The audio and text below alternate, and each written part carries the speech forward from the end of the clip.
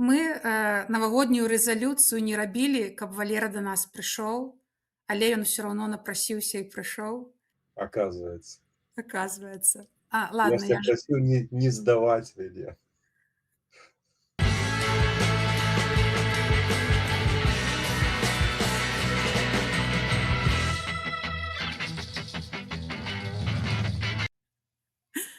ладно, калі без жартаў, то нагодай для гэтай гутаркі стала то, што я пабачыла артыкул, дарэчы, у нашай паважанай Розы Турарбекавай, якая падзялілася артыкулам The Guardian, там была пра мовы.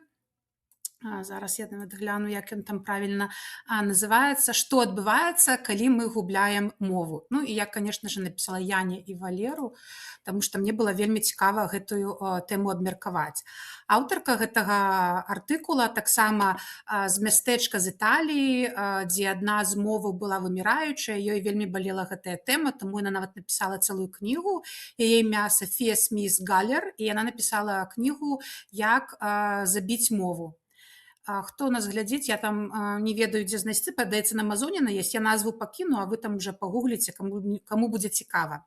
Так вось, гэтая аўтарка кнігі напісала артыкул пра тое, што вельмі шмат моваў у свеце зараз пад пагрозай знікнення, і што нават 44% моў у свеце аказалась пад пагрозай знікнення. Улічваючы, што там у свеце колькі, каля 7000 моваў.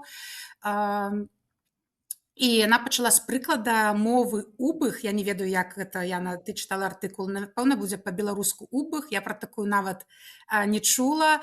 Гэта мова, якая была ў 1800-х гадах. Гэтыя людзі, народ, яны жылі на ўзбярэжжы Чорнага мора. І, конечно ж, туды прыйшла Расія заваёўваць іх. Яны змагаліся за сваю незалежнасць, але яны не змаглі перамагчы, і яны былі вымушаны эміграваць у Асманскую імперыю і былі раскіданыя па ўсей гэтай імперыі. Потым жылі ў Турэччыне, і ў 1992 годзе гэта мова памерла, таму што памёр яе апошні носьбіт.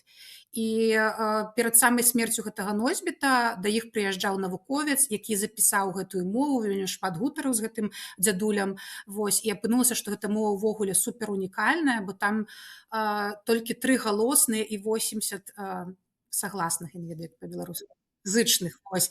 Ну, карацей, яна нейкая супер унікальная, і вось аўтарка кажа, што зараз столькі моваў памірае, што вельмі важна, каб вось навукоўцы ці нейкія інстытуты існавалі, якія будуць хаця б прынамсі дакументаваць гэтыя мовы, і калі потым будзе чалавецтва дойдзе да таго моманту, калі іх можна будзе ўзраджаць, каб была з чаго пачаць. І яна таксама разважае пра важнасць моваў у свеце, пра тое, што былі шматлікія даследаванні ў Канадзе, у іншых, наколькі мова ўплывае на ментальнае здароўе. Было даследаванне, што людзі, якія размаўляюць на роднай мове, у моладзі менш суіцыдаў, псіхічных захворванняў, нават там дыябета і іншага. І таксама яна кажа, што вось чаму, напрыклад, там штосьці здараецца з экалогіяй, там лясы гараць, там все фаўна, флора загінае, і людзі там б'юць у колакал і штосьці робяць, ці там археолагі зараз аб'ядналіся, якія захоўваюць гістарычную спадчыну, а мовамі ніхто не займаецца. Хаця насамрэч ёсць пагроза, што ў наступныя 40 гадоў вот это паміранне моваў будзе ў 3 разы больш, чым зараз. І гэта пры тым, што зараз на 20 мовах размаўляе 80% планеты. То бок ужо разнастайнасць значна панізілася, а з гэтай разнастайнасцю і панізілася разуменне людзей, наколькі мы розныя, наколькі наша камунікацыя можа розная быць, наколькі вось гэтыя аб'екты рэчаіснасці, яны разнастайныя, таму што калі знікае слова, вельмі часта паскараецца і знікнення вось гэтай самой з'явы, нейкай традыцыйны рытуал, ці нейкая там для лекавання, або для арт-тэрапіі, або нейкая там прадмет адзення, напрыклад. Вось гэта ўсё звязана, нават вось падзялюся, у мужа майго кніжка была пра тое, што мова першая ахвяра вайны. Таму што на мове адбіваецца то, якія фразы выкарыстоўваюць, якія фразы робяцца такімі устойлівымі. То бок вось гэта ўсё назапашаны, вось ведаеце, гэта назапашаны досвед пакаленняў, які перадаваўся ад адных людзей сваім самым блізкім людзям, нейкія высновы, мудрасць, яно ўсё адбываецца ў тым, як людзі размаўляюць, якімі словамі. То бок знікненне мовы гэта не проста цікавостка для лінгвістаў, каб ім паддаследаваць было што, а гэта тое, што і звычайныя людзі губляюць. Просто вось гэтыя важныя веды пакаленню. Вось. Ну так, мне яшчэ вось, ну, мы заўсёды там думаю, што мы такія вось няшчасныя з беларускай мовай. Насамрэч, такіх вось моваў, як беларуская, вельмі шмат, яны загінаюць. І вось таксама аўтарка пра свой прыклад казала, што ў Італіі яна жыла ў мястэчку, дзе была поўная, ну, нейкая пэўная мова. Яна там таксама вельмі старажытная, яна пайшла ад лацінскай мовы, і яе бабуля размаўляла на гэтай мове і казала: гэта нейкі дыялект. Ну, так адносіліся ўсе, і людзі пачалі забываць гэтую мову. І вось калі яе бабуля памерла, то яна зразумела, наколькі важна гэта была. Яна з мамай цяпер заўсёды размаўляе на гэтай мове. І калі яна размаўляе, жыве памяць аб бабулі і ва ўсіх гэтых пакаленнях. Таксама, ну, там вядомы факт узгадваўся, што эмігранты ў трэцім пакаленні ўжо ўсе забываюць свае мовы, як гэта не сумна.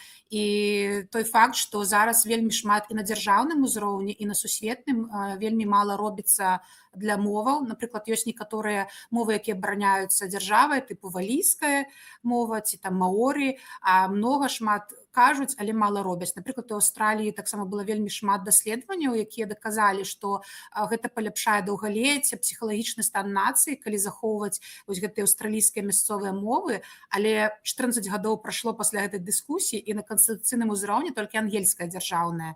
Тое самае ў Еўропе, яны прымаюць рэзалюцыі аб захаванні моваў, але на практыцы іх там не тая ж Францыя, Італія не прынялі. Ну і таксама многія людзі думаюць, што тыпу адна нацыя, адна мова, але, напрыклад, уже Францыі, калі мы прывыклі думаць, што гэта толькі французская, там таксама ёсць вельмі шмат дыялектавых моваў і важна іх захоўваць. Дыялектаў або моваў? Моваў, я сказала так, Мовы дыялектаў. Ну і каб мы ўжо не былі такімі пра сусвет у сусвеце, мы можам перайсці канкрэтна да нашай многастрадальнай беларускай мовы. Валера, вось ты нас паслухаў, што табе адгукаецца, што б ты мог пераняць на беларускую мову? Слухайте, ну, у беларускай мовы ёсць адрозненні ў гэтай сітуацыі ад вось большасці моваў, якія пад пагрозай апынуліся. Беларуская мова мае дзяржаўны статус. Ёсць дзяржава, у якой беларуская мова з'яўляецца мовай тытульнай нацыі. Гэта пазбаўленая абсалютная большасць моваў, якія апынуліся пад пагрозай вымірання. І гэта сапраўды вельмі важны фактар. Тыя мовы, якім пашчасціла займець дзяржаўны статус, то бок гэта стала мовай літаратуры, гэта стала мовай інстытуцыяў, гэта стала мовай абавязковай у стасунках паміж рознымі там супольнасцямі ў межах адной дзяржавы. Вось такія мовы, яны, ну, атрымалі такі lucky ticket, яны атрымалі шчаслівы білет, калі можна выжыць, альбо прынамсі не так хутка загнуцца. Ось, беларуская мова трапіла у лік гэтых шчаслівых моваў. Іншая справа, што і ў гэтым наша спецыфіка, што ў нас цяжка сходу так нават назваць яшчэ нейкі прыклад, нейкую краіну, дзе улады самой краіны змагаюцца з уласнай тытульнай мовай. Ось, я такіх прыкладаў на дадзены момант не згадаю. Ось, і гэта вось і ёсць асноўная бяда беларускай мовы. Пры тым, што ва ўсім астатнім мы, можна сказаць, шчасліўчыкі. Ва ўсім астатнім мы, можна сказаць, мы там будзем жыць, прыпяваць і так далей. Але толькі пытанне, хто хутчэй адкіне ногі. Мы, альбо вось эта дзяржава, якая знішчае беларушчыну, знішчае, ваюе з беларускай мовай. Вось. У гэтым спецыфіка беларускай сітуацыі. Што яшчэ важна сказаць? З-за таго, што дзяржаўнага статусу маюць нашмат менш моваў, таму іх называюць гаворкі, дыялекты, тут вы згадвалі і так далей. Велізарная колькасць моваў нават не прызнаецца мовамі. Іх якраз песімізуюць, кажуць, што это вось там нейкая простая мова, сялянская, нейкія гаворкі, нейкая скаверчаная і так далей. Хаця вельмі шмат якія вось гэтыя гаворкі маглі стаць паўнавартаснымі мовамі. Далёка, напрыклад, можна не хадзіць, можна ўзяць палескую мову, якая мае падабенства адразу да некалькіх моваў, найперш беларускай і украінскай, але ёсць і свае адметнасці. Вось, і, напрыклад, на Беласточчыне ёсць спроба кадыфікаваць гэтую мову. Гэта не адзіная спроба. Падобныя былі спробы і ў Беларусі на Палесе. Гэта пісаць літаратуру, ствараць слоўнікі на мовах. Гэта як бы абавязковы момант, калі мы хочам захаваць мову, гэта ствараць літаратуру, ствараць папулярны прадукт. Ну і вядома ж дамагацца дзяржаўнасці. Дык вось, калі няма дзяржаўнасці, то тады гэтыя гаворкі і знікаюць. Гэта абсалютна натуральны працэс, тут нічога з гэтым не зробіш. Уніфікацыя адбываецца па ўсім свеце, ёсць агульныя правілы, ёсць агульныя законы. Чаму раней столькі было шмат моваў і у кожнай вёсцы гаварылі па-свойму? Таму што сядзеў умоўны князь, якому якая была розніца? Вы плаціце даніну, аброк, ось, а як вы там паміж сабой размаўляеце, не было ніякіх школаў, ну і як гаворыце, так сабе і гаварыце, няма нікому ніякай справы. Ось. Але калі прыходзіць культура, прыходзіць цывілізацыя, то тады адбываецца уніфікацыя, і тыя мовы, якім не пашчасціла, яны, канешне, знікаюць. Нам жа не пашчасціла не з наяўнасцю альбо адсутнасцю дзяржаўнага статусу, а з наяўнасцю антыбеларускай дзяржавы. А калі шырэй гаварыць, нам не пашчасціла найперш з усходнім суседам, які праз усю гісторыю нашых дачыненняў намагаецца знішчыць беларускую мову, і ўсё для гэтага робіць. Ось што я хацеў сказаць. Валер, а у меня вось пытанне, хацелось бы вось раскрыць тэму вось самого артыкула, што здараецца, калі знікае мова. Там вось Воля згадала пра ментальнае здароўе, што там даследаванне было ў Канадзе, што людзі, якія размаўлялі на сваёй роднай мове, яны былі больш устойлівыя, менш самагубстваў было. І я вось сама адчуваю, што не на асабістым прыкладзе, шчыра скажу, але вось людзі, якія, я ведаю, размаўляюць па-беларуску, яны кажуць, што яны на гэтай мове цалкам іншыя. Яны могуць жартаваць, яны могуць неяк расслабленей спіну трымаць, неяк больш шчырымі быць. Вось. То бок раскрываецца нейкая такая схаваная частка, якая была застыгматызавана, сорамам прыхаваная, і гэта дае ім як бы больш устойлівасці ва ўсіх сферах жыцця, нават там ад пахода ў краму да марафона. Вось такая вось магчымасць, дадатковая прылада мовы можа знікнуць для людзей пэўных. Вось якія яшчэ, на твой погляд, што яшчэ змены, якія будуць дадатковыя, калі знікне мова? Я не пра беларускую, не хачу, каб мы нават гаварылі пра гэта, а вось проста вось на агульным фоне, вось што знікае, што мяняецца у асабістым жыцці, можа, некага, калі знікае мова? Слухайце, знікае народ. Вось адразу трэба ставіць самую першую сувязь. Знікае мова, памірае мова, это памірае народ. І нават людзі, якія з'яўляюцца нашчадкамі носьбітаў страчаных моваў, яны перастаюць быць часткай гэтага народа, народ памірае, яны становяцца часткай іншага народа. І нават тады вось усе гэтыя хваробы, все гэтыя самагубства, яны даганяюць пазней, калі у чалавека з'яўляецца рана ці позна патрэба знайсці свае карані, адшукаць сваю я ў гэтым свеце, у гэтым верлівым, бурлівым, шматгранным, разнастайным свеце. Заўсёды хочацца зразумець, а хто я? Адкуль я? Разумееце? І дарэчы, у гэтым, мне здаецца, хаваецца і эфект навяртання да беларускай мовы многіх беларусаў. Это якраз калі пачынаюць задавацца пытаннямі, а хто я? Прачытаюць кніжку Караткевіча «Каласы пад сярпом», пачуюць нейкі беларускі верш, задумаюцца, а хто я? І вось з гэтага пачынаецца навяртанне да сваёй мовы. І вялікае шчасце, калі гэтая мова яшчэ не загінула, калі ёсць нейкая супольнасць, да якой можна далучыцца. А ўявіце, што няма. А ўявіце, што мова ты вось дзесьці знайшоў, што ты убых, альбо яшчэ хтосьці, а мова знішчаная цалкам. І ўсе твае блізкія, няблізкія, далёкія, і сам ты выхаваны як прадстаўнік народу, які твой народ, уласна, знішчыў. І што тады ў цябе ў галаве адбываецца? Якое тваё я тады адбываецца? Кім ты себе адчуваеш? Дзіцём згвалтаванай там шматлікімі акупанцкімі жаўнерамі жанчыны? плодам гвалту, забойстваў, няпраўды, і ты несеш у сабе гэта. Ну, згадайце, это можна ж не пра мовы толькі гаварыць. Згадайце, як цяжка жанчыны перажываюць гвалт, асабліва калі яны цяжараць, і вельмі многім патрэбная сур'ёзная псіхалагічная дапамога, звязаная з гэтым, таму што дзіцё з'яўляецца напамінам пра гэтую страшэнную траўму. А калі, крый Божа, дзіцё даведваецца пра гэта, што з ім адбываецца. І тое ж самае адбываецца з мовай. І тады альбо з'яўляюцца вось гэтыя самагубствы, альбо прыходзяць хваробы як вынік стрэсу, дэпрэсію і так далей. Альбо людзі, хаваючыся, уцякаючы ад гэтай страшнай праўды, азлобліваюцца, робяцца вырадкамі. І мы ведаем такія прыклады, калі часцяком найбольш злоснымі з гэтымі душителямі народу з'яўляюцца ягоныя дэнацыяналізаваныя прадстаўнікі. Ну, манкуртамі можна іх назваць у сённяшнім разуменні. І такое бывае. То бок мова, яшчэ раз паўтарю, гэта смерць народа, і адзіная магчымасць тады для тых людзей, которые застаюцца, это вось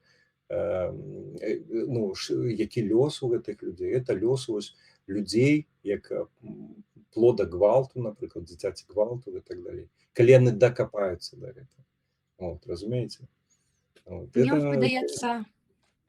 Мне падаецца, што вось праз гэтую складаную сувязь таго, што гэта трэба, каб дакапаўся чалавек, каб яго гэта заклапаціла, гэта невідавочна. Гэта невідавочна некаторым людзям, што гэта праблема знікнення мовы можа вельмі шмат чаго адно за адно пачапляць і прывесці да зусім іншага там гвалта нейкага.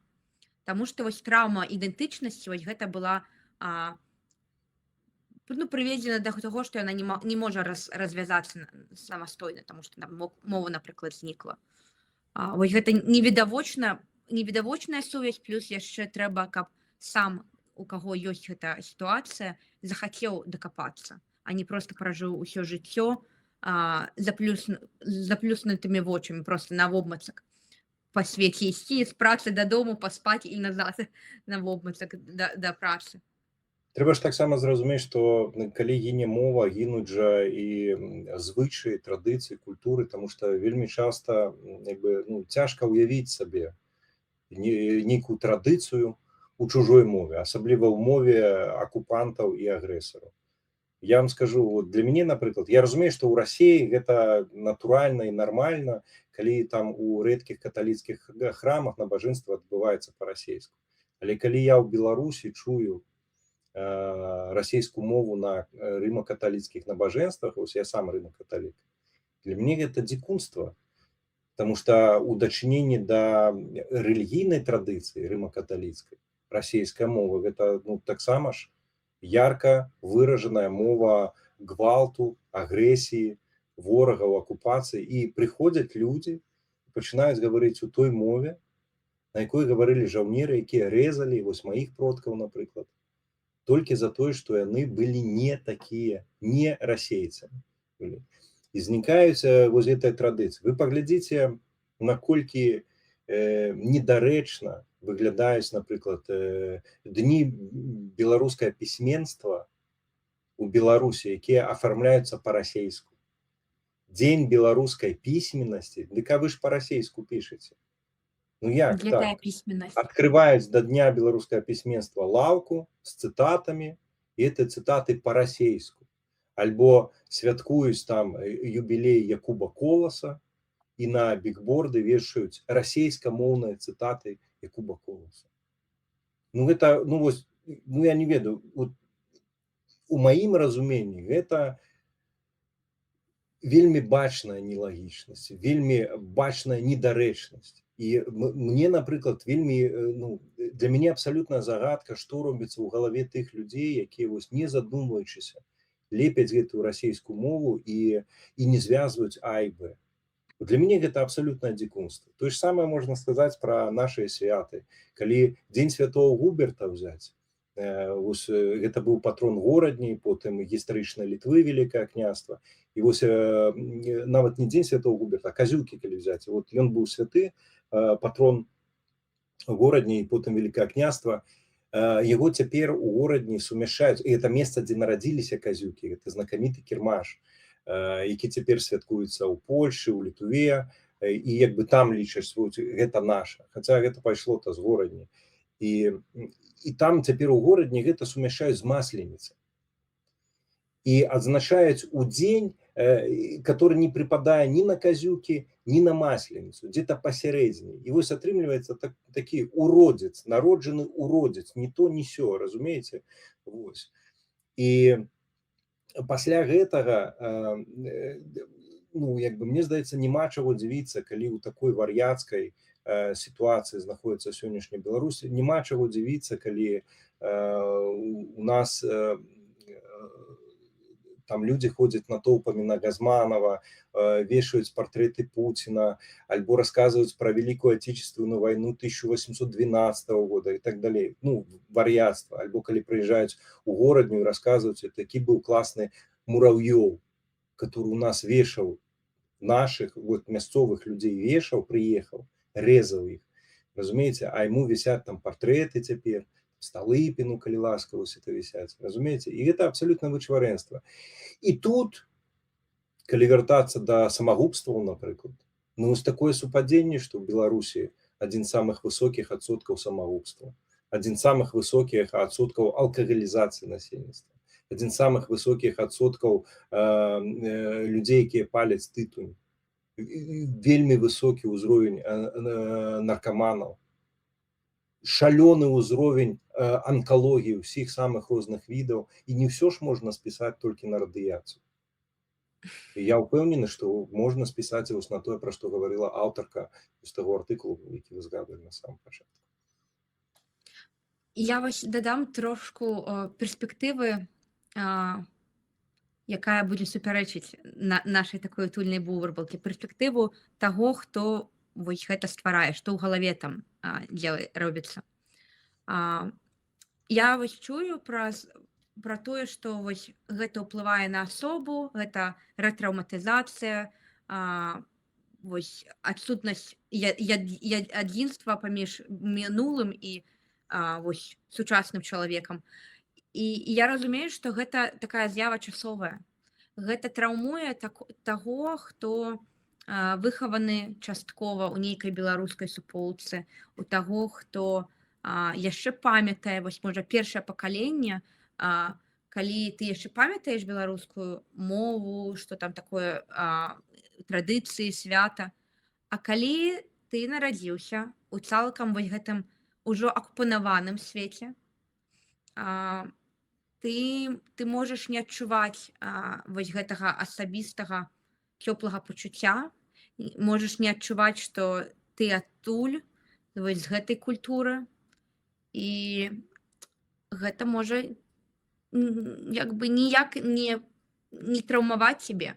Я гэта кажу не каб укалоць, я проста ведаю, што я сама была выхавана ў свеце, дзе беларускага было мала, і я прыйшла ў беларускую мову, я перайшла на беларускую мову і вучу дзяцей беларускай мове, не з пазіцыі таго, што нехта бабуля размаўляла, і мне былі вельмі свята, нейкія блізкія рытуалы, і мне гэта было вельмі глыбока ўнутры схавана з пад сорамам. А я прыйшла гэта з трошкі незвычайнага пункту, з таго, што я зразумела, што гэта несправядліва, што гэта быў сапраўды гвалт, знішчэнне культуры, лінгвіцыд, як там аўтарка сказала ў артыкуле. І проста з пачуцця несправядлівасці да мясцовасці, якая мяне выгадавала, я памяняла курс. То бок гэта была зусім не частка ідэнтычнасці культурная мая, а частка маёй ідэнтычнасці пра справядлівасць, без якой я была б не я, калі б я не павярнула гэта сваё жыццё, каб аднавіць нейкі баланс справядлівасці.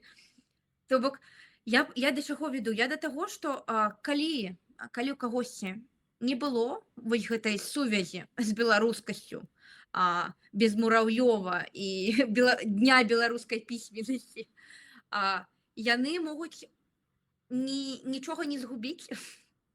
Вось я шукаю практычныя нейкія згубы ў такіх людзей, і я разумею, што гэта трошкі пра ірацыянальнасць, трошкі пра эмацыйнасць, пра нешта абстрактнае, што ты губляеш. Гэта вось як з каханнем, там рацыянальнага вось сугуба ты можаш і нічога не згубіш, калі ты не будзеш мець кахання ў жыцці. Але ўсе мы разумеем, што гэта не толькі пра матэрыяльныя рэчы ў жыцці, што калі хацелася б мець і нешта нематэрыяльнае, і карацей, вось я пра тое, што мне здаецца, што калі гэта нейкае там другое пакаленне ці пакаленне людзей, якія нічога за сваё дзяцінства, падлеткавасць і сталага ўзроста не адчулі, а былі ў бурбалцы рускамоўнай цалкам акупацыйнымі наратывамі, яны маюць падставы як бы нічога не адчуць. Вось што ты кажаш, вось нелагічнасці. Для іх гэта нелагічнасць, яна не існуе, таму што іх фундамент зусім іншы.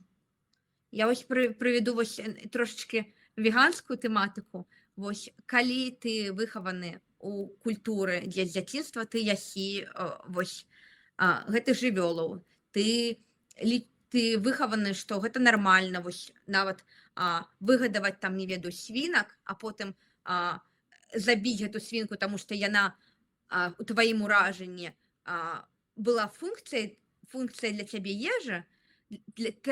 Такому чалавеку вельмі цяжка данесці, што істоты гэта не функцыя для чалавека.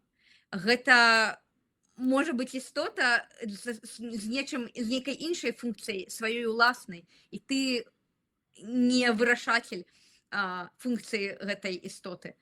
Ну, карацей, для людзей, якія выраслі з іншым фундаментам, вось гэтым ментальным, ім можа быць шчыра незразумела, што яны губляюць, і, магчыма, нават яны нічога і не губляюць, таму што ў іх ужо зусім іншы фундамент.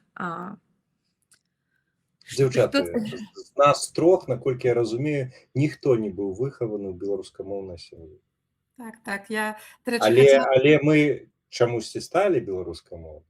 І мы можам, напрыклад, цяпер цудоўна адказаць услых. Мы страцілі альбо набылі з беларускай мовы. І я чамусьці здагадваюся, што вы таксама набылі, як і я. І пра гэта, дарэчы, гаворыць і навука. Дзеці білінгвы, яны нашмат больш паспяховыя. Паглядзіце, колькі беларусаў, которые вымушаныя былі з'ехаць і аддаюць сваіх дзяцей у школы, іншамоўныя дзеці, там, асабліва ў ранейшым веку, маладзейшым, яны хутка адаптоўваюцца. І што яны робяцца? Аднымі з найлепшых навучэнцаў у сваіх школах. Хаця здавалася, яны год, 2-3 таму толькі прыехалі і толькі вывучылі, засвоілі гэту мову. Чым больш моваў, тым больш развіваецца інтэлект чалавека. Плюс, я вам скажу, вось мой сын нарадзіўся ў Варшаве. Ён польскую мову вывучыў, калі пайшоў у садок. Ён беларускамоўны нарадзіўся, гэта мова нашай сям'і, ён размаўляе па-беларуску.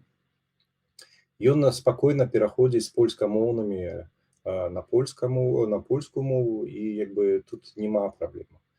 Но пры гэтым ён усведамляе, што ён беларус. Ён уяўляе сваё месца ў гэтым свеце. У такім маленькім узросце, ему 9 гадоў, я памятаю, ему гадоў 5 было, мы ішлі з садочка і размаўлялі. І он мне кажа: тата, ты ведаеш, я па-беларуску размаўляю, таму што я беларус. Па-польску я размаўляю, ну, ў садочку, ты ведаеш, тата, там же все палякі. Я з імі па-польску размаўляю. Ну, расійскую я трошки там ведаю, што на ютубе бачу. Ну, і вучу яшчэ ангельскую. Я кажу: ну, цудоўна, сынок. Ты усведамляеш сябе беларусам, і пры гэтым ведаеш, валодаеш у рознай ступені 4 мовамі. І гэта толькі пачатак. Таму, ведаеш, это наконт таго, што мова можа даць. Вот родная мова, что может дать. А можно ж повернуть инакше, потому что мы ж як, все привыкли, а что нам дадут за это? Памятаете, вот это там, а вот мы проголосуем за Тихановскую, а что нам дадут за это? Альбо там, а вот мы там придем, а что нам дадут за это? А вы что дадите? Разумеете? Тут же ёсць яшчэ і пытанне адказнасці. І пытанне адказнасці якраз дае родная мова. Таксама адказнасці за родны край, напрыклад. Ты адчуваеш повязь з гэтай зямлёй, ты адчуваеш повязь з гэтымі дрэвамі, будынкамі, з продкамі, з небам гэтым, якое над табой. Бо ты тут гаспадар. Гэта мова тут гучала адвек. І на табе ляжыць адказнасць. І паглядзіце, вось калі браць усіх змагароў, яшчэ вось да вялікага перасялення з Беларусі, але, напэўна, там яшчэ велізарная колькасць застаецца беларускамоўных людзей у той самай сітуацыі. Вы паглядзіце, які адсотак, вось калі ў прапорцыях браць, які адсотак гаспадароў сваёй зямлі былі сярод беларускамоўных і які адсотак сярод расейскамоўных. Заўсёды там адзін краязнаўца на вёску беларусізаваў цэлую вёску, правда ж? Кожны там пісаў вершыкі, дзе пяяў пра родны край. Гэта кожны з нас прайшоў з дзяцінства. Дзесьці вось мы хадзілі, мы былі маладафрантоўцы, а пры гэтым былі краязнаўцы таксама ў горадзе. Мы хадзілі, прыбіралі смецце там каля каложы, там на могілках і так далей. Мы проста гэта рабілі, таму што мы любілі сваю зямлю. Потому что мы адчувалі сябе гаспадарамі. Ну, гэта як дома прыбраць. Хтосьці прыйшоў неахайны, ну, так, ну, окей, он не прыбраў. Так што ж, это ў нас у доме ляжаць будзе? А мы гэта прыбярэм. Разумееце? Вось. Тут жа пытанне яшчэ, што мы дамо мову. І, вядома ж, беларускамоўнасць, гледзячы там на рэпрэсіўнасць рэжыму ў Беларусі, гэта заўсёды была трошки такая самаахвярная справа. Заўсёды дзесьці сутыкаешся з нейкім дыскамфортам. Ёсць, безумоўна, і плюсы, там хтосьці дзесьці нечакана зробіць камплімент, хтосьці дзесьці там, адзінадумца, там дзесьці падтрымае. Здараецца такое прыемнае, але адначасова бывае там увага з боку міліцыі, альбо адміністрацыі, навучальнай установе, там, дзе яшчэ дзесьці. Гэта заўсёды трошки такая самаахвярнасць, прынамсі ў Беларусі. Вось. І чаму людзі, которые размаўлялі па-беларуску і размаўляюць па-беларуску ў Беларусі, все роўна ідуць, ну, трымаюцца свайго, нягледзячы на тое, што даводзіцца чымсьці ахвяраваць, альбо ісці на нейкі дыскамфорт, альбо патэнцыйныя там рызыкі. Таму што людзі маюць адказнасць. І яны адказваюць на пытанне, а што я магу даць гэтай зямлі, гэтаму народу, з якога я пайшоў. А не толькі, што мне там дадуць. Ну, добра, я буду беларусам, а што мне за гэта беларусы дадуць? Разумееце? Ну, вот. Так, і пытанне вось этой адказнасці, таму што усялякае мы, оно ж складаецца з я усвядомлена. Ось. І я зараз аддам слово, просто згублю думку, я хацеў сказаць. У гэтым, дарэчы, ёсць велізарная надзея вось у мяне на тое, што ўсё-таки все будзе добра. У нас, у беларусаў, ёсць супер унікальны шанец выскачыць наперад планеты ўсёй. Мы памятаем, як развівалася чалавецтва, там, што там, аграрная, прамысловая, там, індустрыйная, постіндустрыйная. Памятаеце вось гэтыя этапы развіцця чалавецтва. Заходнія краіны пераходзяць у інфармацыйнае грамадства. Все мы ведаем, у Беларусі, на жаль, яшчэ не. Топчемся на месцы яшчэ, вот там, дзе это прамысловыя гіганты, там, вот, дзе адміністрацыйная вот эта эканоміка, там, это закрыты свет, это вось этап ранейшы. На Захадзе больш важная інфармацыя, інфармацыя гэта капітал, інфармацыя, там, лагістыка развіваецца і так далей, все такое мабільнае. А наперадзе футуролагі кажуць, што чалавецтва чакае ідэйная ступень грамадства, гэта калі інфармацыі робіцца настолькі шмат, што яе немагчыма ўсё засвоіць, што, в прынцыпе, ўжо сёння адбываецца. І людзі тады фокусуюцца, збіраюцца вакол нейкіх канкрэтных ідэяў. Ідэі, вось гэтыя, як маякі, сярод акіяну інфармацыі, яны прыцягваюць да сябе супольнасць.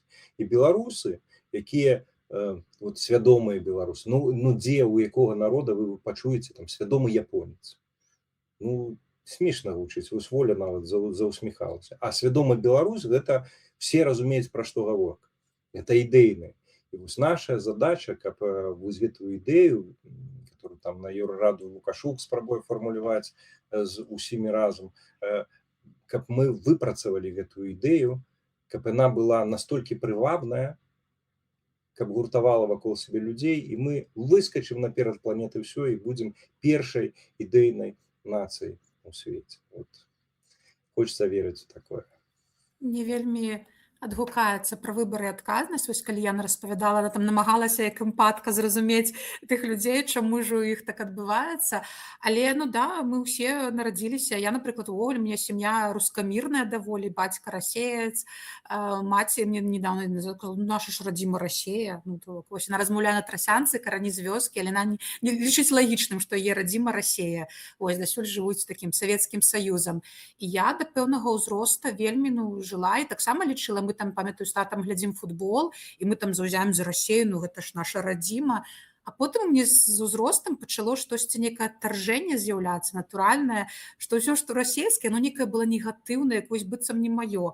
А ўсё, што беларускае, было такое роднае, і ну вось з узростам, я ж кажу, гэта ўсё нейкая непатрэбная штукатурка адпадала.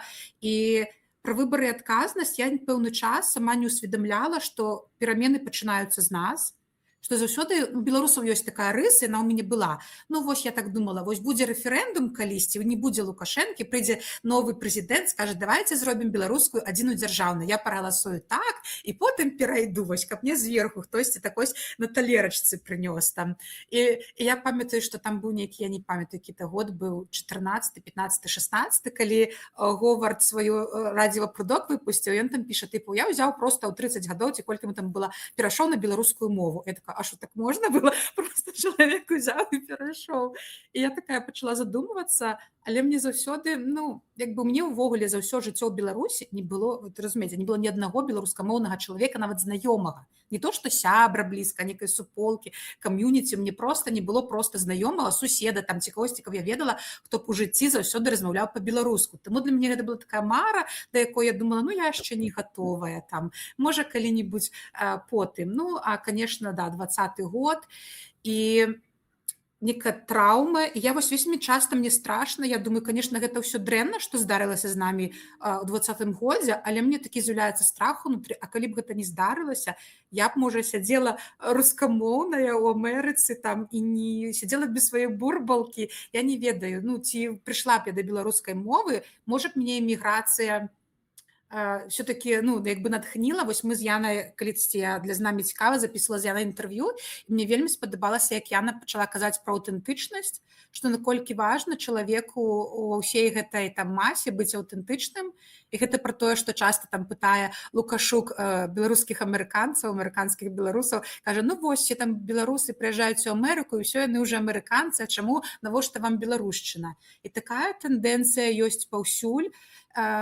І это не толькі з беларусамі. Напрыклад, я нядаўна глядзела відэа, прыйшоў там нейкі вядомы індус, спявак на амерыканскае шоу Джиммі Фэллона, і ён прыйшоў ва ўсім сваім традыцыйным адзенні, спяваў на сваёй мове, і это проста такім топчыкам стала, разляцелася па Амерыцы, амерыканцы ўжо танчаць гэтыя індускія песні, і там адна дзяўчына запісала рылс, кажа, я ў шоку, таму што ў маім дзяцінстве, ну, тыпу, усе ж павінны размаўляць па-ангельску, то што тваё там індускае, гэта хавай, гэта хутчэй амерыканізуйся, ці ў Англію ты едзеш, індусы ўжо скорей па-ангельску, а тут вось ён ганарыцца ва ўсім сваім і на галоўным амерыканскім TV-шоу. Ці тое, што зрабіў Бэд Бані, калі ўсе яму казалі там, фу, што ты са сваёй гішпанскай мовай, трэба ж па-ангельску, супербол глядаць большасць амерыканскі, колькі б на яго не ціснулі, ён прыйшоў і цалкам зрабіў канцэрт на гішпанскай, таксама амерыканцы пачалі вучыць гішпанскую мову, і у Японіі недаўно яго быў тур, дзе японцы падпявалі на гішпанскай. Я зараз бачу такі тренд, вот этой аўтэнтычнасці. Зараз увогуле мяняецца сусветны парадак вось тым, што з прыходам Трампа ўплывае, што ўсе ўжо згубілі раней, як не было ўсё зразумела, вось Амерыка, галоўны дэмакрат, і там мова ангельская папулярная, давайце вучыць, і не ўсе разумелі уплыў імперыі на сусвет. А з пачаткам вайны, то, што паўнамаштабнай ва ўкраіне, ўсе адразу зразумелі, нават тыя, хто там спаў у Беларусі, што такое расійская імперыя. Цяпер зараз у Амерыкі ўсе разумеюць, што такое амерыканская імперыя, як яна знішчае і забівае. У такія часы вельмі людзі становіцца востра пытання аўтэнтычнасці і захавання сябе, асабліва ў эміграцыі. Я гэта бачу вось не толькі ў беларусаў, а ўвогуле ў вельмі шмат такіх народаў, якія прачынаюцца. Таму таксама магчыма вось тое, што мы таксама з Янай абмяркоўвалі, што магчыма дрэнна, што зараз фашызацыя света ідзе, але магчыма гэта фашызацыя абудзіць тых хатаскрайнікаў ці нейтральных, ці тых, хто жылі нейкае сваё жыццё і не разумелі, што адбываецца, і вось нейкі такі будзе ізноў ухіл у то, што імперыя гэта дрэнна, давайце захоўваць сваё. Ну, я не згодны з табой. Ну, давай. Я не згодны, што вось дзякуючы 20-му году гэтай жэсці, вось все там паабудзіліся. Вы ўзгадайце 20-й год, як ён пачынаўся. Калі там у чэрвені, здаецца, калі 60 000 прыйшло на Бангалор, на месца, куды ніхто ніколі не хадзіў. Было зашкварна пайсці на Бангалор, і это было адзінае месца, куды Менгарвыканкам даваў, тролячы апазіцыю, даваў дазволы, што вось ідзіце туды на Сабачнік, і вот там як бы і будьце. І там як бы і збіралася заўсёды мала людзей. Ось. А потым, калі прыйшло 60 000, а потым яшчэ і яшчэ. А потым, калі аб'яднаныя вось гэтыя штабы заклікалі прыходзіць з белымі стужачкамі, а людзі прыйшлі з чырвона-белымі сцягамі, з байкамі з пагоні, і гэта ўсё было, папросту ляжала дома. Вось за гэтыя гады адносна спакойныя, да, вось гэтых маштабных рэпрэсіяў, вось гэта нарасло, калі дзейнічала даволі легальна Будзьма беларусамі, калі дзейнічала годна, калі Паша Белавуз там разам з Франакам Вечоркам прыдумалі гэту вышымайку, і яна вось так беларушчына распаўзалася, і гэтыя крамы з мэрчам былі нават у маленькіх мястэчках таксама. Гэта ўсё з'яўлялася, гэта эвалюцыйны шлях. І мне асабіста такі шлях насамрэч больш сімпатычны, хоць ён і даўжэйшы, але мне здаецца, ён больш надзейны, больш грунтоўны і трывалы. Это калі спакойна адбываецца вось гэтыя змены ў светапоглядзе, тому што 20-й год вельмі шмат каго ўзрушыў, это эмацыйны быў уздым, а потым паглядзіце, колькі людзей адкаціла назад. Плюс не забываемся, што у 20-м годзе выйшлі далёка не толькі прабеларускія беларусы. Выйшла і шмат людзей, якія з замілаваннем глядзелі на Расею, адзінае, што хацелі змяніць Лукашэнку на кагосьці іншае. Выйшлі папросту супраць Лукашэнкі, вось гэта з адзіночных. Але выходзілі абсалютна розныя людзі. І вось тое, што было шмат прабеларускіх людзей, гэта было дзякуючы якраз тым адносна спакойным гадам папярэднім, тое, што нарасло. І таму я, напрыклад, я не схільны, можа гэта з-за таго, што я з 90-х гадоў ва ўсім гэтым варушніку, і як бы для мяне 20-й год не стаўся чымсьці такой нейкай казкай, якая расплюшчыла вочы. Я вельмі рады, што шмат людзей расплюшчыла вочы і далучылася, але для мяне асабіста гэта не было чымсьці такім адкрыццём Калюмба, Беларусі Калюмбам беларускім, разумееце? Таму я лічу, што тое, што адбылося, увесь гэты разгром грамадзянскай супольнасці, гэта насамрэч вялікая трагедыя, і гэта велізарны выклік сучаснай Беларусі. Таму што калі паглядзець, што цяпер адбываецца там, дзе зачышчана абсалютна ўсё. Пры тым, што папярэднія гады шмат чаго дазвалялася. Разумееце, прынамсі краязнаўцы былі, которые хадзілі па вёсках і адзін аднаму расказвалі, і ўсе ведалі, што ёсць у нас сваё, все нормально, і ў школе можна было пра гэта сказаць. А тое, што адбываецца паскораная расіязацыя вось пасля 20-го года, вынішэнне ўсяго беларускага, то я не ведаю, як это трэба напружыцца, каб пабачыць у гэтым пазітыў. Для мяне гэта велізарны выклік, і калі мы гаворым пра адказнасць, то гэта зноўку гісторыя пра тое, што перад усімі намі, абуджанымі, хто там калі расплюшчыў вочы ці навярнуўся да беларушчыны. Цяпер стаіць адказнасць, у нас адказнасць яшчэ большая, чым да 2020 года. Цяпер менавіта. Таму што сёння мы не папросту нясем беларушчыну ў свет, а мы вымушаныя замяняць у тым ліку дзяржаўную інстытуцыю. Калі да 2020 года былі абсалютна патрыятычныя экскурсіі альбо заняткі ў школах, асабліва там у нейкіх мястэчках падалей ад цэнтру, дзейнічалі тэатры, дзе можна было абсалютна нармальныя пастаноўкі пабачыць, і гэтак далей. Насупраць КДБ прадавалі бел-чырвона-белую сімволіку, а пагонькі прадавалі на цэнтральным вакзале ў Менску. Цяпер гэта няма, і цяпер мы, акрамя нашага нясення ў свет беларушчыны, мы па вялікім рахунку мусім замяняць і ўсе гэтыя інстытуцыі, аддадзеныя на водкуп расійскаму свету. Ось. І тут, мне здаецца, зноўку ёсць надзея, гэта святло ў канцы тунэля, гэта гэтыя сучасныя тэхналогіі, мне здаецца, это вельмі важна. Нам трэба максімальна развівацца, нам трэба становіцца паспяховымі людзьмі і суперуніверсальнымі людзьмі, каб авалодваць гэтымі тэхналогіямі. Я так радуюся, калі IT-барада, альбо вось на днях стала вядома, што адзін з заснавальнікаў байпола, Андрэй, як Астаповіч, ён таксама завёў свой YouTube-канал, дзе з дапамогай штучнага інтэлекту бомбіць там файныя беларускамоўныя кліпы.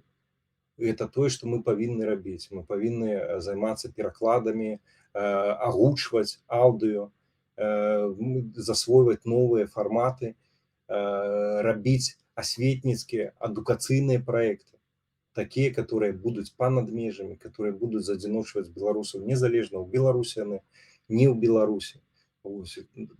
Гэта вялікая праца, вялікая адказнасць, але надзея ёсць, што калі мы не схалтурым, то у нас все атрымаецца. Я вас паслухала і Волю, і цябе, Валер, і так пераканаўча вы казалі супрацьлеглае, што я зараз сижу, як бы я і з табой згодна, і з табой. Мне здаецца, што ёсць і ўплыў, і вось гэтай негатыўнай матывацыі, вось гэтага рэзкага фактара. І, канешне, будуецца такое грунтоўнае, фундаментальнае пастаянна вось ва ўмовах, калі дазволена было. Я вось думаю, мы яшчэ паглядзім, час пакажа, гісторыкі неяк ацэняць статыстыку, зробяць, што і як там з носьбітамі было падчас розных перыядаў, але нельга як бы адмаўляць і ўплыў і таго, і пазітыўных, і негатыўных івентаў на ўзрушанасць вось гэтай беларушчыны. Я вось проста не магу адмовіць сабе ў тым, што ну вось я прыклад таго, што я бы, напэўна, і працягнула бы не заўважаць вось гэтай істотнай беларускасці, якая будавалася. І думаю, гісторыя не любіць умоўнага ладу. Хто ведае? Ну так. І тое паўплывала уж наколькі моцна. Я думаю, што я схільна шукаць пазітыўнае нават там, дзе яго можа і няма. Вось, таму што лепш так, чым закіснуць у гэтым песімізме. Мне здаецца, што вось гэтага ідэалістычнага і нейкага пошуку добрага вельмі не хапае ў межах і Беларусі. Вось калі мы па-за межамі, нехта можа пакпіць, што вось вы тут, Воля, адшукалі нешта пазітыўнае у негатыве 20-го. Але мне здаецца, вось без пошука хоць нечага, за што можна зачапіцца, цяжка ісці наперад, цяжка вось рабіць тое, што ты, Валер, сказаў. Таму лепей таксічна пазітыўнасць будзе камусьці падавацца, але ну давайте шукаць нешта, ад чаго можна вось адштурхнуцца вось у пазітыўным кірунку. А яшчэ часам кажуць, а вам там лёгка у Амерыках вашых, у Варшавах пазітыў шукаць. Мы-то тут пакутуем і так далей. І з іншага боку, ну сапраўды, вось я пісаў недавно тэкст для «Будзьма беларусамі», якраз пра гэта, чый дом Беларусь. Вот хто гаспадар у Беларусі? Вот калі мы гаворым пра вось гэтую адказнасць, вось мы калі гаворым пра гэту адказнасць, якую дае ў тым ліку беларуская мова, Ну таму нам і не ўсё роўна, нават седзячы ў Варшаве альбо седзячы ў Амерыцы, нам не ўсё роўна, што адбываецца ў Беларусі. Чаму? Таму што мы сябе адчуваем гаспадарамі гэтай зямлі. І не са сваёй волі мы там выракліся, уцяклі, збеглі. Паехалі з розных прычынаў, але хацелі вяртацца, хацелі мець сувязь з гэтай зямлёй, як гаспадары гэтай зямлі. Разумееце, вось тут адказнасць таксама там беларускай мовы, пра гэта гаворка. І таму неістотна, дзе мы сёння знаходзімся. Вядома ж, трэба шукаць пазітыў. І я б хацеў вярнуцца да самага пачатку нашай размовы.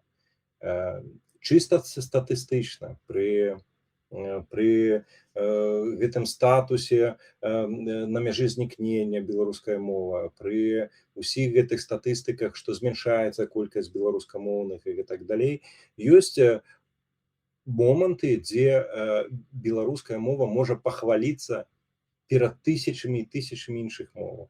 Гэта ўсцяж дзяржаўная мова, гэта ўсцяж мова, у якой выдаецца літаратура, гэта мова, у якой акрамя багацця гаворак, зафіксаваных, дарэчы, ёсць літаратурны стандарт мовы, то бок ахапіць гэтай мовай усё новых носьбітаў нашмат прасцей.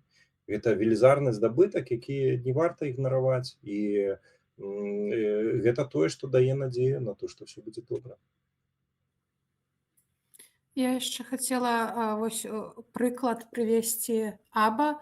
Тое, што Аба ўзнікла толькі на хвалі 2020 года, такое яднанне моцнае.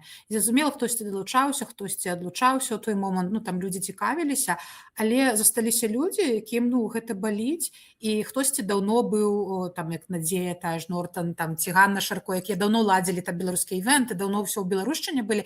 Вельмі шмат было новых людзей, якія прыйшлі ў Аба рускамоўнымі, у тым ліку я, і пабачылі, вау, дака ёсць такія крутыя беларусы, я хачу таксама быць такой, і адразу перайшлі на пазітыўнай матывацыі на беларускую мову, адразу ўключыліся, пачалі рабіць.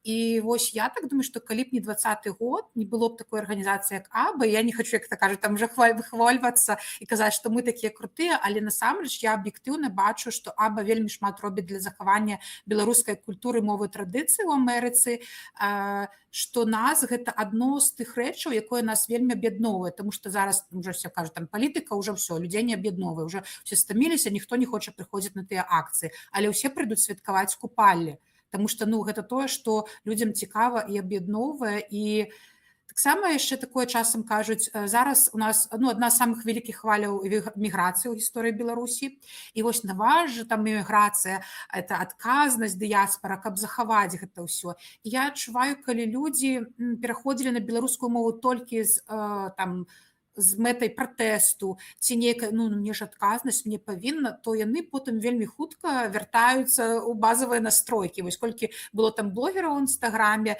на хвалі хайпа, ўсё беларускамоўнае, потым, няма ў мяне гэтых падпісантаў, няма нічога, ўсё, пераходжу назад на рускую мову.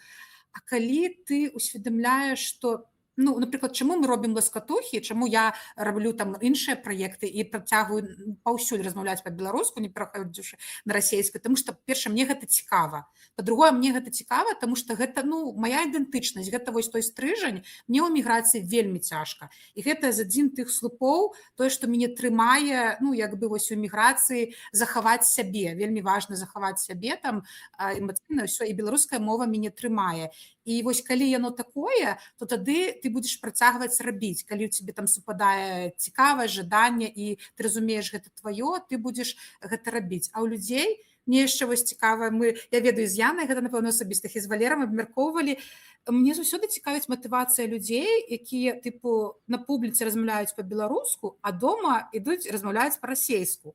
І, конечно, дзякуем вялікі, яны б маглі не весці, там не рабіць контент па-беларуску ці штосьці іншае для беларушчыны. Дзякуй, што яны гэта робяць. Але чаму дома на расейскай? Гэта што не твая ідэнтычнасць ці штосьці такое. Я не хачу зараз там у белым паліто судзіць гэтых людзей, але мне заўсёды нейкае такое лагічнае, я не ведаю, когнітыўны дысананс адбываецца.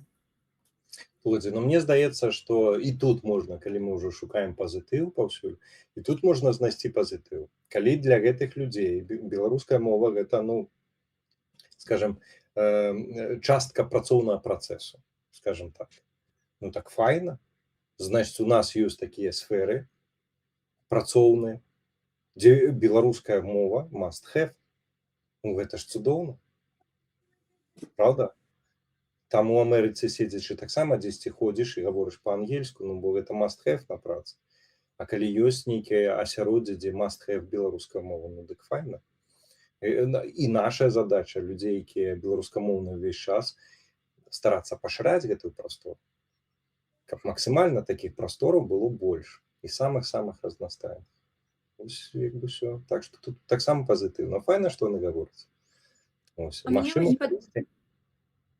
Мне вось проста падаецца, што гэта мы недаацэньваем, наколькі гэта цяжка перайсці ўсё ж такі на беларускую мову. І гэта патрабуе пэўны стан, пэўныя абставіны. Ну, не для ўсіх. Слухай, я памятаю, як я пераходзіў, мне было 15 гадоў. А гэта ўзрост для юнака, ведаеш, калі вельмі важнае меркаванне там і аднакласнікаў. Ведаю, так. Самы важны перыяд. Асабліва, гэта ж ого, як цяжка. А вакол няма нікога, дзе ты б тусаваўся і гаварыў па-беларуску, і там былі б і хлопцы, і дзяўчаты там. А цяпер, вось у гэтых людзей, пра якіх гаворыць Воля, ну ёсць асяроддзе беларускамоўнае. Плюс значна шырэйшае асяроддзе, якое нармальна ўспрымае, што хтосьці па-беларуску, хтосьці па-расейску, няма такого, як было вось у маім юнацтве. Ось, разумееш, таму все-таки тут сёння, мне здаецца, нашмат прасцей перайсці ў беларускую мову, чым раней. Плюс нашмат больш вось такого паступовага пераходу магчымасцяў. Напрыклад, весці соцсеткі па-беларуску. Альбо на працы размаўляць па-беларуску, а дома там паступова ёсць такія варыянты, ёсць. І гэта тая спакуса, якая я сам памятаю, а як бы гэта вот можа дзесьці там тут так, а тут яшчэ па-расейску. Вось. У мяне такой шыкоўнай магчымасці як бы не было. І таму я перайшоў адзін дзень. І я вам скажу, я быў вельмі моцна здзіўлены, я вельмі перажываў, як там будуць. Ну ладно, хлопцы, як дзяўчаты будуць. І аказалася, ведаеце, я выйграў. Гэта папросту быў кайф. На мяне звярталі ўвагу, бо я адрозніваўся ад іншых. Я памятаю, я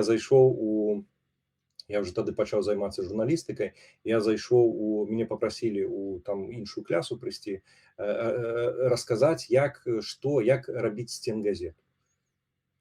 І я прыйшоў, а там адныя дзяўчаты, там філалагічны профіль быў расійскі у нашым ліцэі, і там дзяўчаты сядзяць, і я ім штосьці расказваю пра газета, вот там то, а яны вот так глядзяць.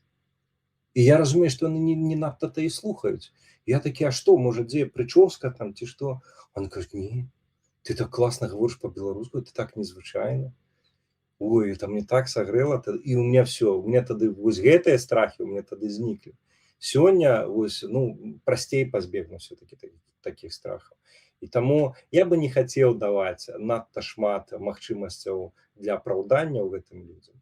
Я б хацеў, каб все-таки яны пераходзілі ў беларускую мову, таму што ім сёння нашмат прасцей, чым нам было. Я таксама не хачу даваць апраўданне, але трошачкі прыняцце людзям не хапае. Все штосьці хочуць ад людзей паўсюль.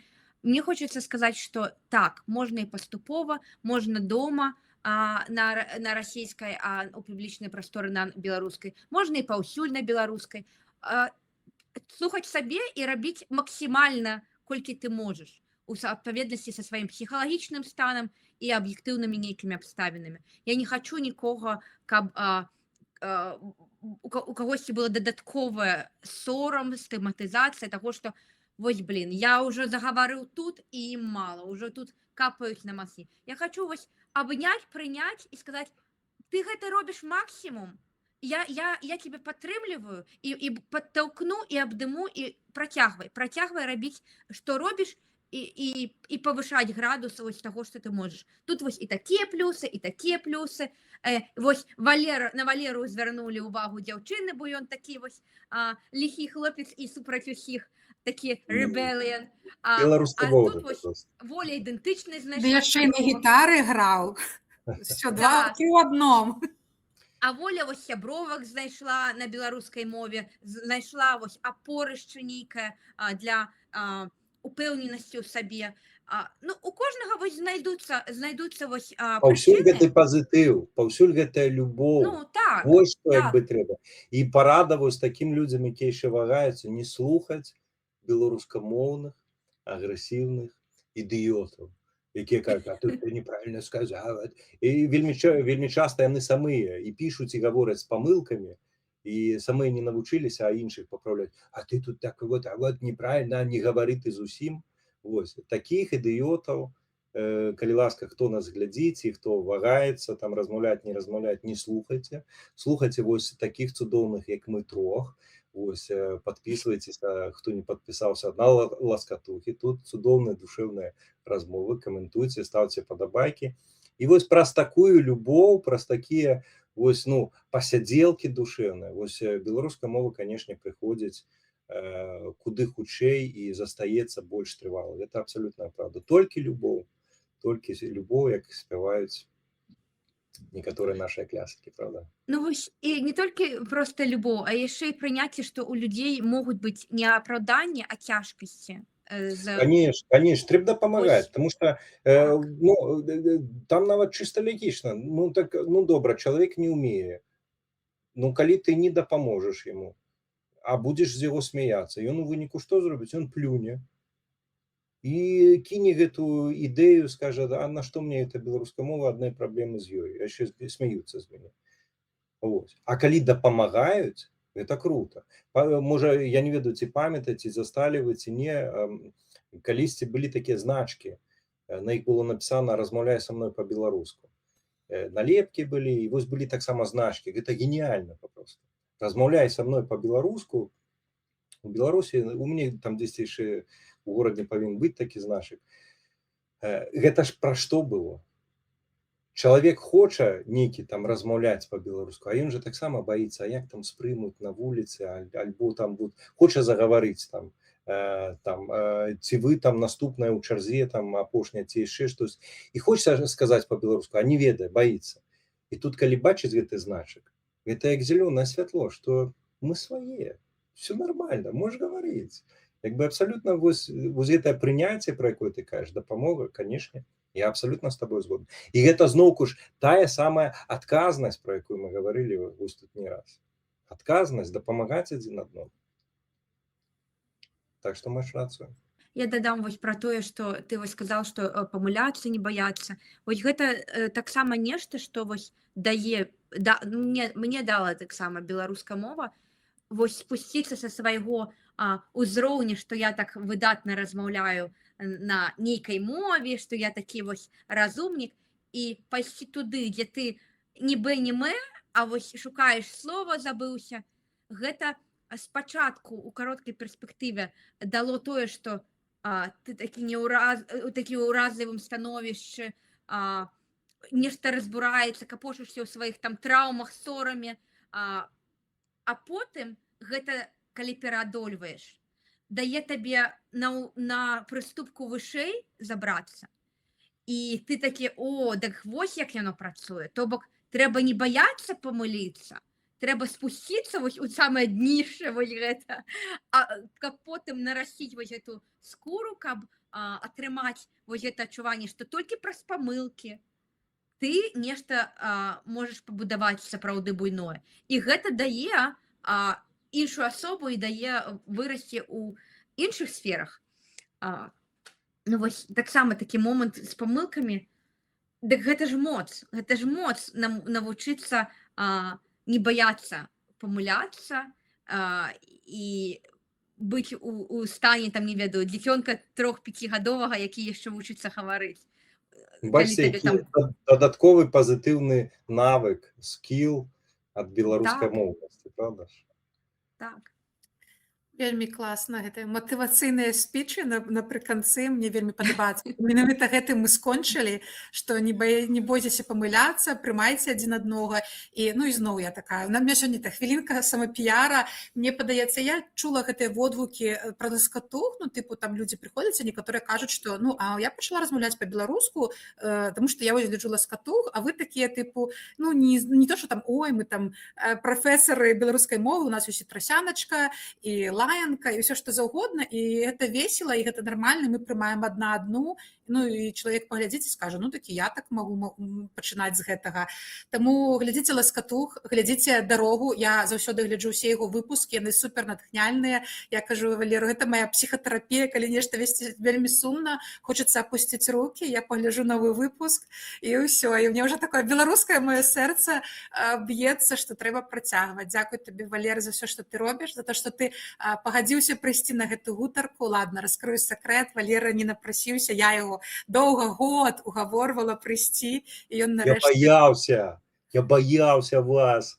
Вы же такие феминистки. Ну что, было страшно, Валера? Было страшно. А я тебе хочу поправить, до речі. Ось наконт не бойтеся помиляться, оно здається все слушно.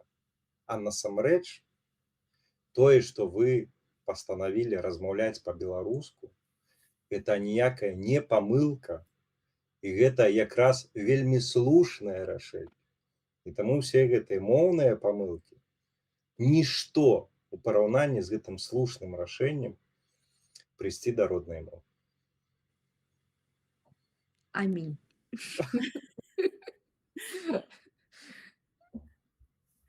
Все, на гэта можна скончыць.